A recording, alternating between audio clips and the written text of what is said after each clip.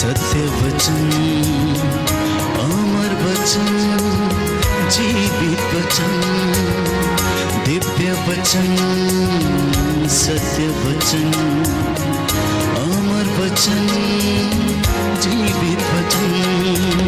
साई दा बामा बनी दा बामा बगरे रे सनी रे सनी रे सनी रे सनी रे सा। दिव्य वचन, सत्य वचन, अमर वचन, जीवित वचन, दिव्य वचन, दिव्य वचन।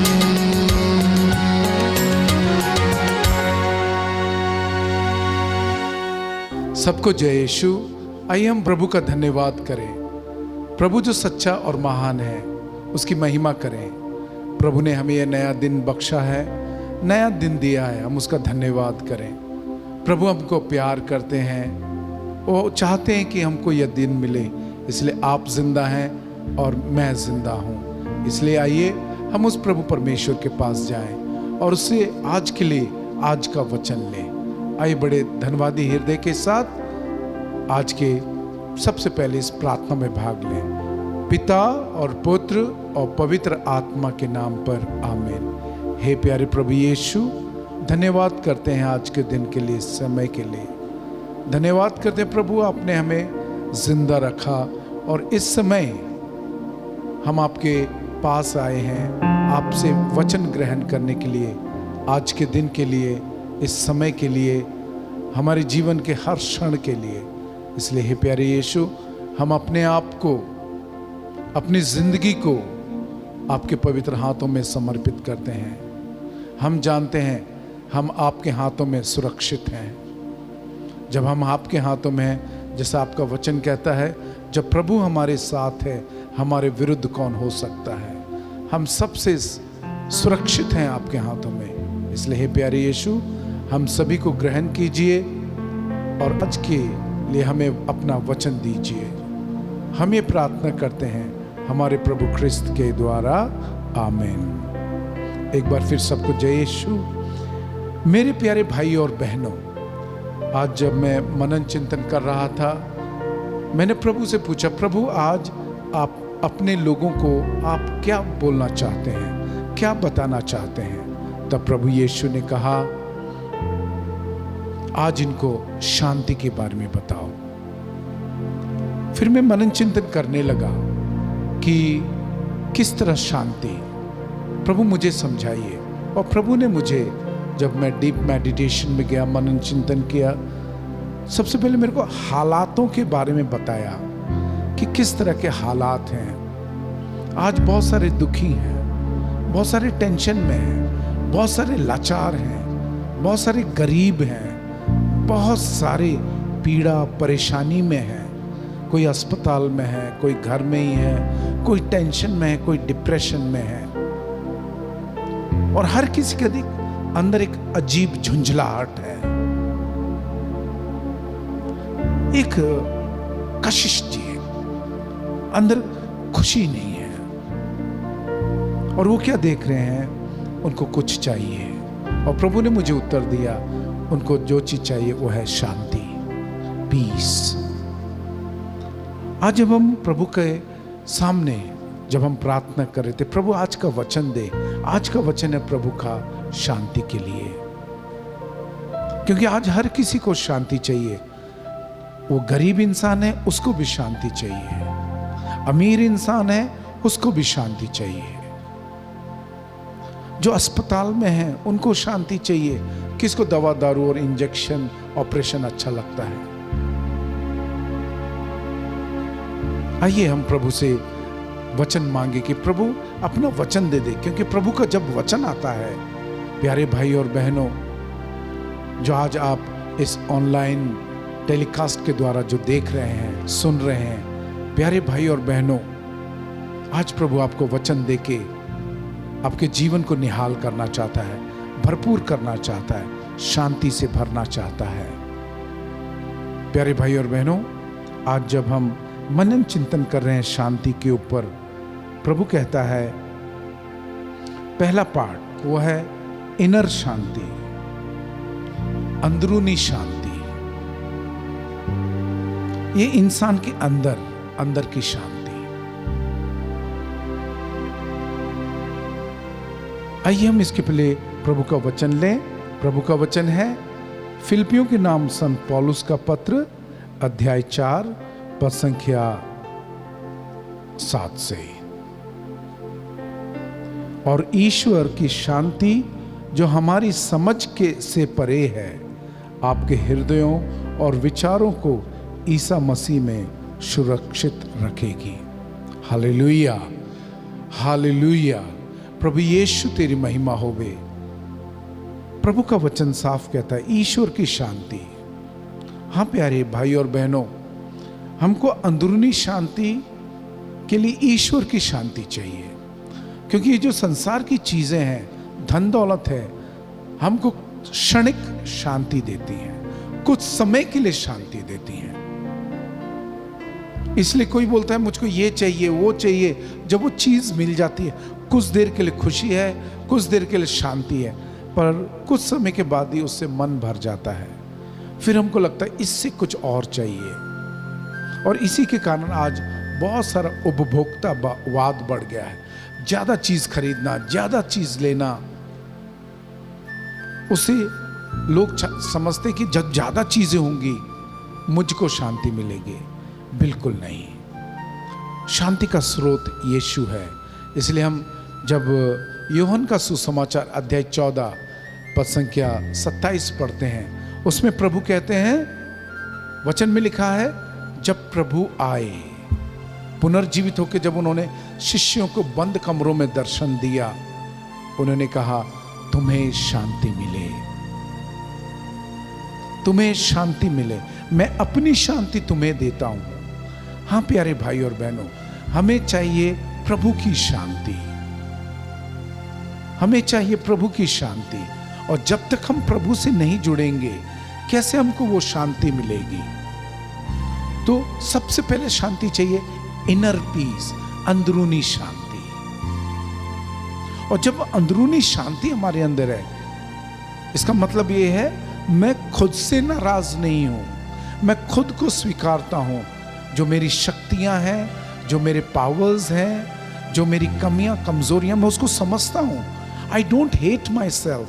मैं अपने आप से घृणा नहीं करता हूं, मैं अपने आप को दोष नहीं, why I could not do this, मैं क्यों नहीं कर सका, इस तरह मैं अपने आप को दोष नहीं देता हूं। I don't hate my self. मैं अपने आप को अपने आप से घृणा नहीं करता हूं।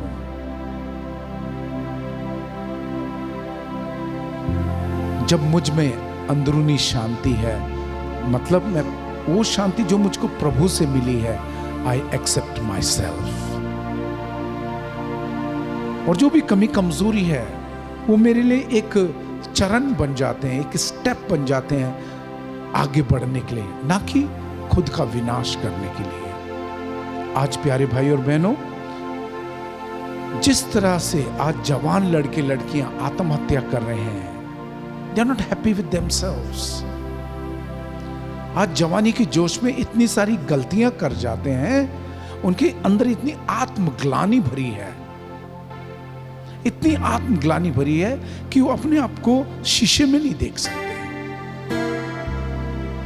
और जब वो शीशे में नहीं देख सकते, अपने आंखों से अपने आंख नहीं मिला सकते, उस समय वो कहते हैं इट्स बेटर टू डाई, अच्छा है हम मर जाएं, और अपने आप को वो मार देते हैं।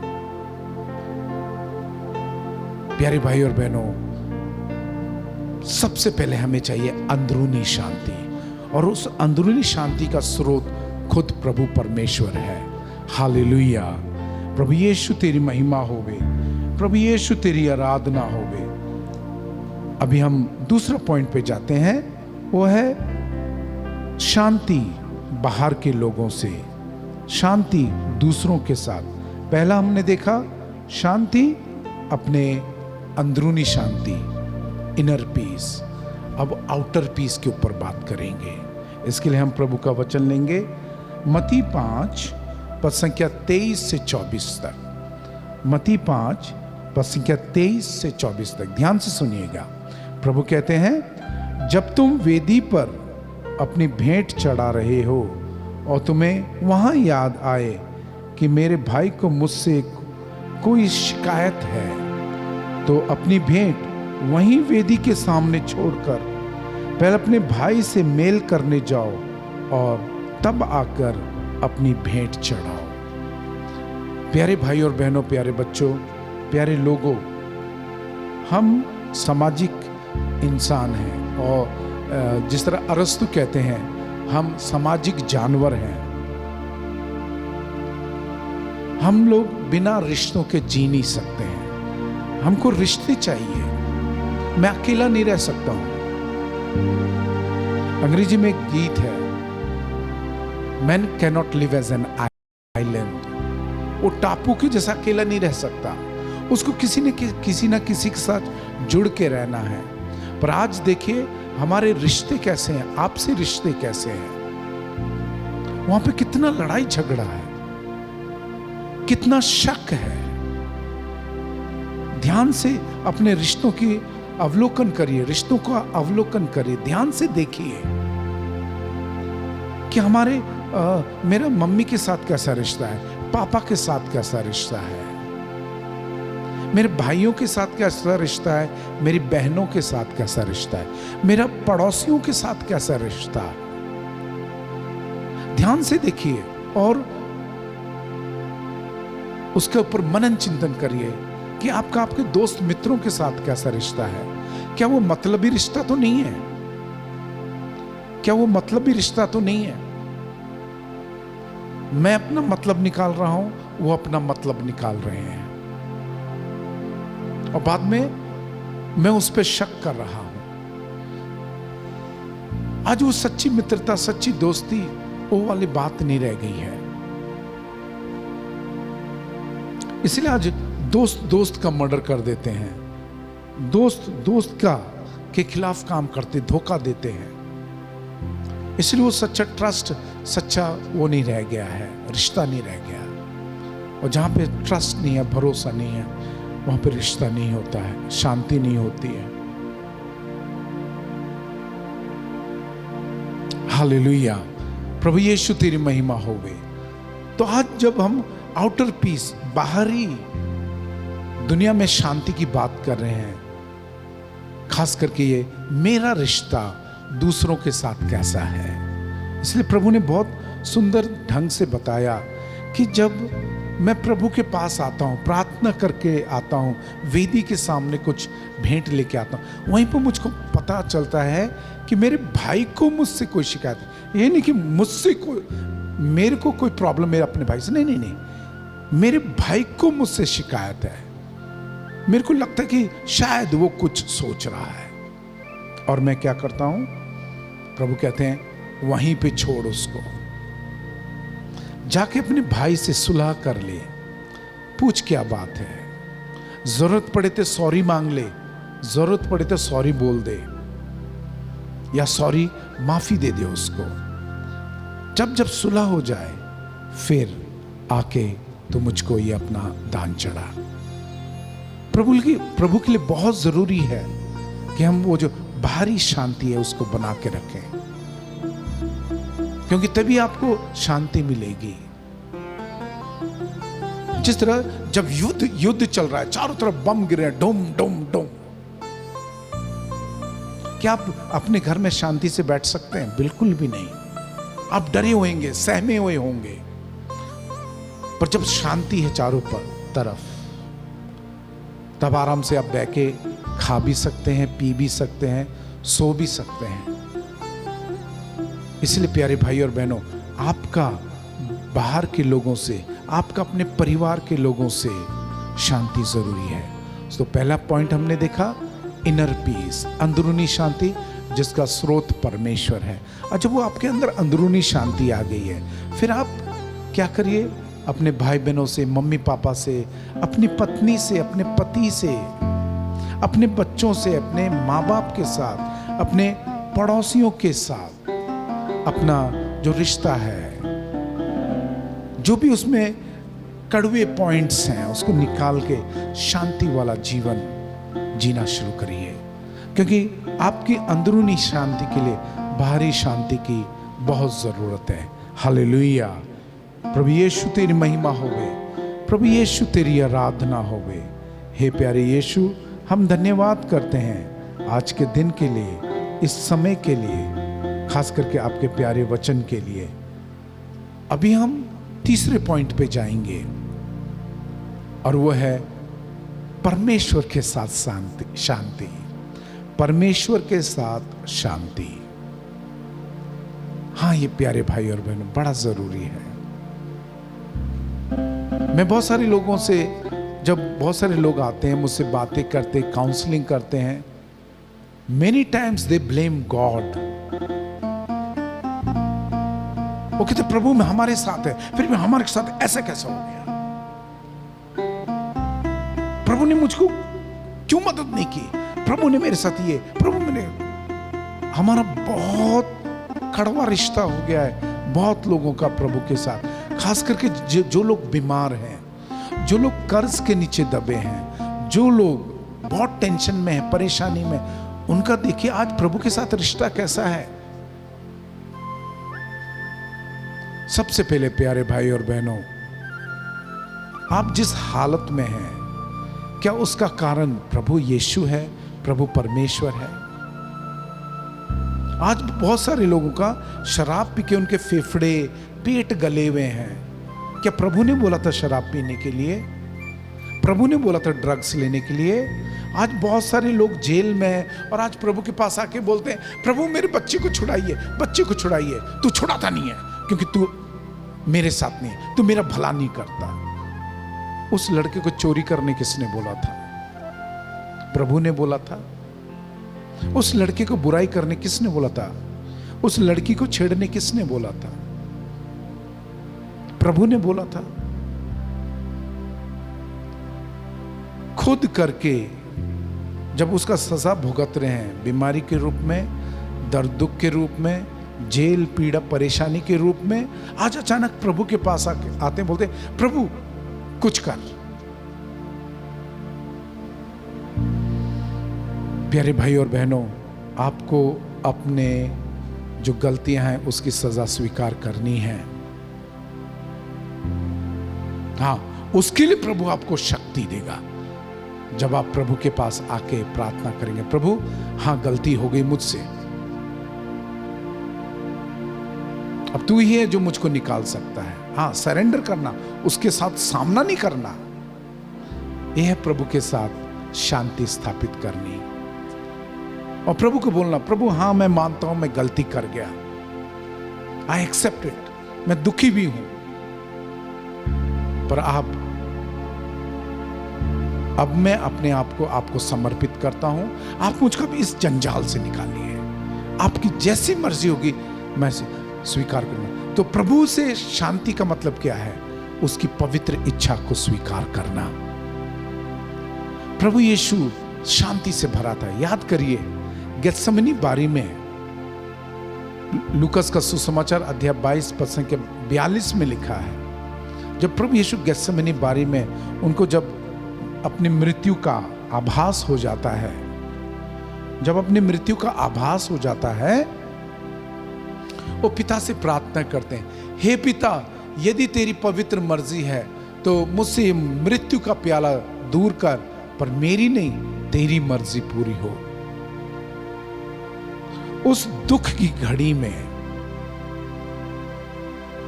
उस घड़ी में जब प्रभु कहते हैं ये मृत्यु क्या भला मुझसे दूर कर, पर मेरी नहीं तेरी मर्जी पूरी हो। हाँ प्यारे भाई और बहनों, वचन में लिखा है उसके बाद प्रभु ने पूरे जोर से प्रार्थना किया कि मैं पिता की मर्जी पूरी करनी है। यहां तक कि इतना जोर से प्रार्थना किया कि मैं प्रभु की, पिता की इच्छा पूरी करनी है। उनका पसीना खून में तब्दील हो गया, उनके पसीने से खून आने लगा, पसीने में खून आने लगा।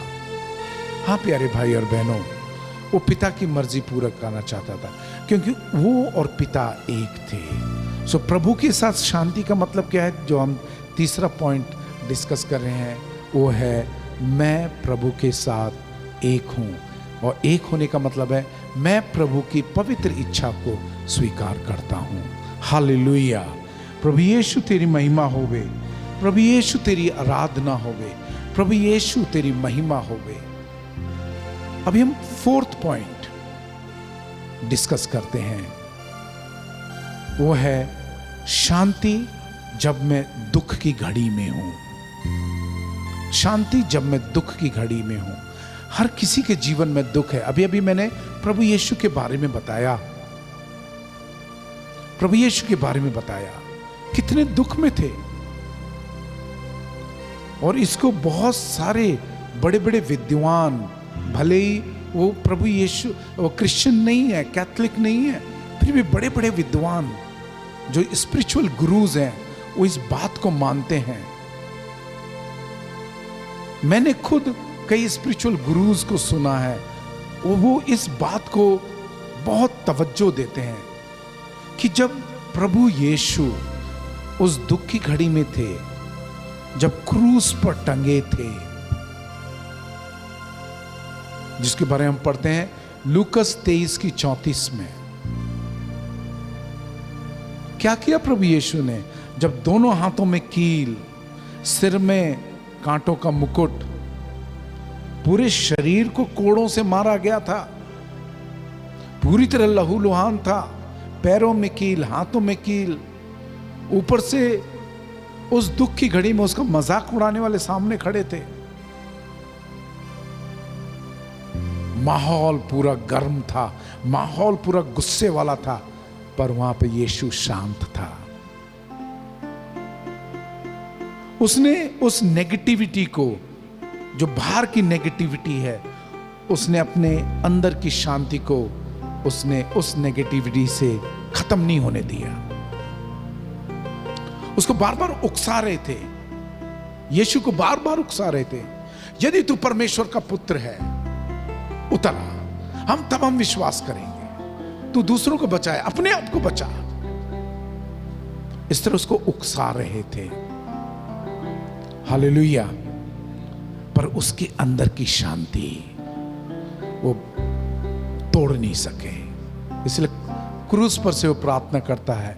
लूकस 23:34 में हम पढ़ते हैं, हे पिता, ये नहीं जानते ये क्या कर रहे हैं, इनको माफ कर। हाँ प्यारे भाई और बहनों, प्रभु ने उनको माफी दी, पिता से उनके लिए माफी मांगी, क्योंकि उसके अंदर की शांति खत्म नहीं हुई थी।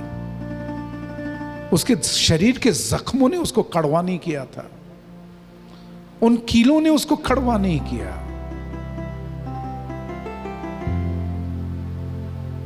आज हमारे जीवन में भी बहुत सारी ऐसे कीले हैं, बहुत सारे ऐसे कोड़े हैं, बहुत सारे ऐसे कांटे हैं, जिसने हमको अंदर से बाहर से कड़वा कर रखा है, परमेश्वर से कड़वा कर रखा है। हर जगह कड़वाहट का रिलेशन है, हर जगह अशांति है। आज प्रभु कहता है, जिस तरह ईसाइयस अध्याय 9 में 6 से लिखा है, वो शांति का राजकुमार है। हाँ प्यारे भाई और बहनों, आज जब प्रभु कहता है शांति के विषय में, कहता है यीशु के पास आ जाओ, कम टू हिम। इसलिए प्रभु कहता है मत्ती 11:28 में, हे बोझ से दबे लोगों, मेरे पास आओ। हाँ, जिन्हें भी थके मांदे लोग हो, मेरे पास आओ। आज आप अपनी तरफ से कोशिश कर रहे हो, कोई दारू पी के कोशिश कर रहा है शांति लेके आने की, कोई लड़ाई झगड़ा करके शांति लेके आने की कोशिश कर रहा है, कोई झूठ बोल के शांति लाने की कोशिश कर रहा है, कोई दवाई खा के शांति लाने की कोशिश कर रहा है। पर प्रभु कहता है कम टू मी, मेरे पास आओ।